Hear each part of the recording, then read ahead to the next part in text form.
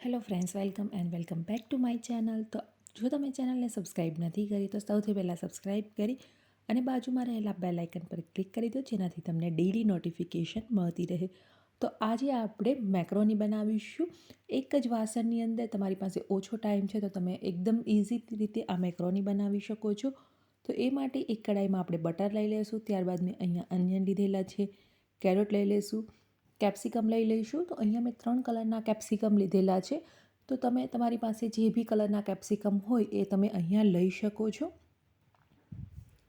ત્યારબાદ ટામેટાં લઈ લઈશું.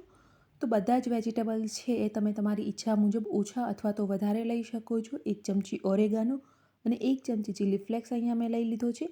ત્યારબાદ મીઠું એડ કરી દઈશું સ્વાદ અનુસાર અને 2 ચમચી જેટલો પિઝા સોસ.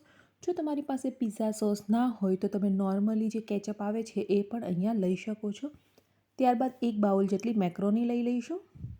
હવે 1 કપ અહીંયા મેં પાણી લીધેલું છે. તો તમારે તમારા પાસ્તા છે એમની અનુસાર પાણી લેવાનું છે, વધારે અથવા તો ઓછું. આપણે મિનિમમ 1 કપ જેટલું પાણી અહીંયા એડ કરી લઈશું. બધી જ વસ્તુને આપણે મિક્સ કરી લેવાની છે અને ત્યારબાદ ગેસની ફ્લેમને આપણે મીડિયમ ટુ હાઈ રાખી અને મેક્રોનીને કૂક કરી લઈશું.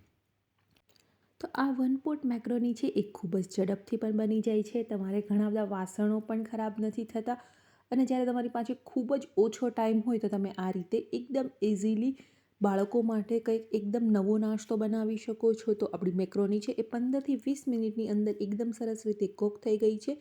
તો એમને આપણે સર્વિંગ બાઉલમાં લઈ લઈશું. તો રેસીપી કેવી લાગી કમેન્ટ કરીને જરૂરથી બતાવજો અને વિડીયો પસંદ આવ્યો હોય તો વિડીયોને લાઇક અને શેર કરવાનું બિલકુલ ભૂલતા નહીં.